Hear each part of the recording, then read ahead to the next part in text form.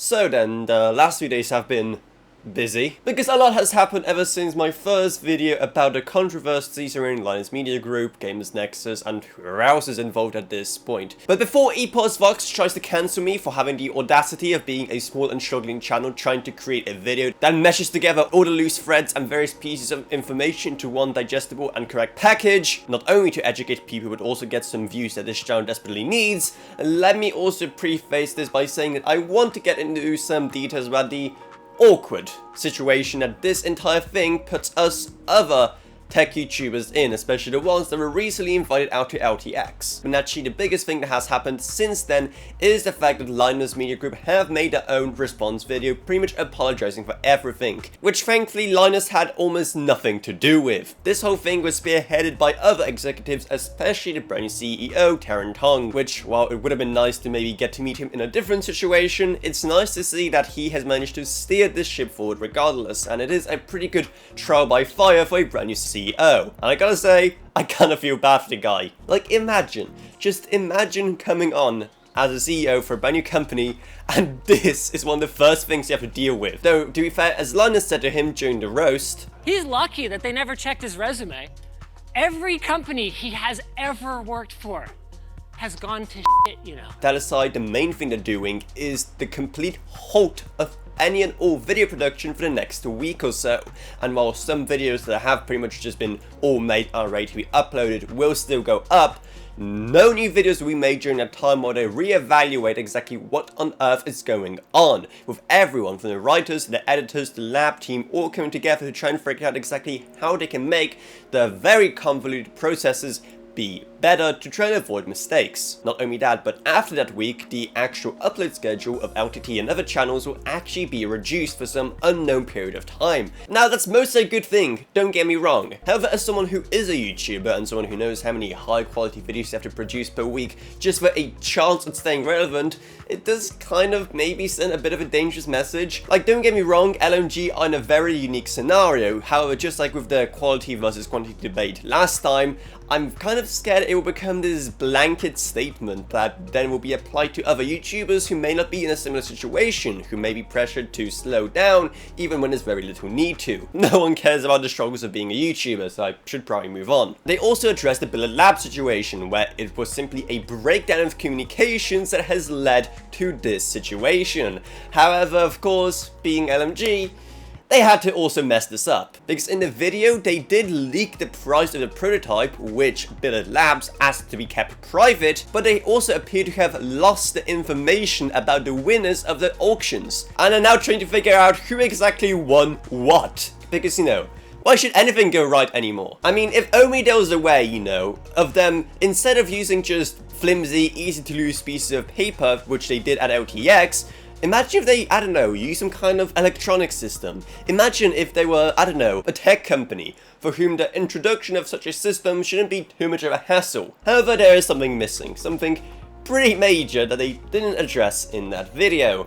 Something that blows pretty much everything else out of proportion. Yeah, the Madison tweet. Now, in fairness to them, that video was probably already shot by the time that that tweet came out. However, I mean, if you haven't seen it already, I do recommend you give it a read. It does actually get pretty dark, so much so I don't want to delve too deep into it on this mostly rather light-hearted channel. But to sum up what happened, well, what happens with most companies when they begin to spiral down the rabbit hole of controversy. Because when it rains, it pours, and when it pours, the sexual harassment allegations come out. And if true, could be the biggest disaster for LMG so far. Now, while Madison herself hasn't provided too much evidence, that kind of stuff can be usually very difficult to prove. However, another former LMG employee, Colin, has also said that Madison's thread is mostly in line with what she has been telling him while they worked together. So why hasn't he said anything about it himself since then? Well, I don't know, but he was kind of busy with other things, I guess. What's more, audio from a mandatory meeting that took place after the departure of Madison is also leaked online, which I highly recommend you check out. After many hours of waiting, Linus did finally issue a statement, which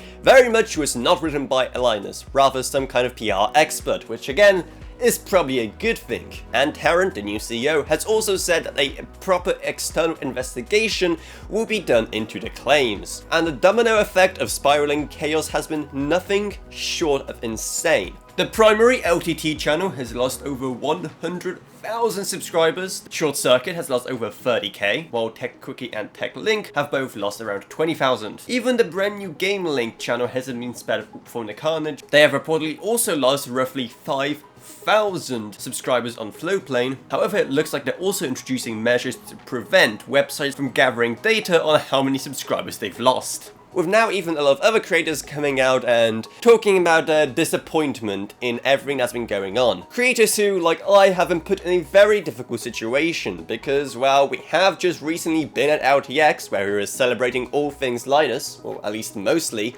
and I've already seen many comments directed at people like me telling us to pick a side about who exactly we're supporting here, given our recent very strong connections to LMG. Now, actually, none of us could have seen this coming. However, it does also throw a lot of future plans into question. Is it okay to review LTT merch in the future? Is it okay to go to LTX next year if it's happening? Stuff that has become integral for channels like mine when it comes to our plans for growth in the future. And now, is it okay for people to even walk around with the LTT backpacks and LTT hoodies and LTT water bottles and be using the LTT screwdrivers, which, like, you know, first world problems and all. And I do totally understand that this is all rather trivial and unimportant when compared to some of the biggest issues with this entire controversy, like the Madison stuff. It's literally nowhere near as bad, but it does pose a very interesting question for us YouTubers who now have to navigate this potential post-LTT world. And that all brings us to this very moment, with still a lot of stuff being very unclear. And in general, the waters are getting muddier and muddier every passing hour, but what do you think about all of this? Let me know down in the comments below. Plus also huge thanks to our existing patrons, Gavin Burns, LKB, Justin Rage, Ella Vroniak, Dev Panda, Balaj Relka, Meg Sumner, Shane Allcroft, Lansby, and Level Up. But anyway, that's what it is, so I hope you enjoyed this video. If you did, remember to subscribe, like, whatever, and I'll see you all whenever I make next. Goodbye everyone, goodbye.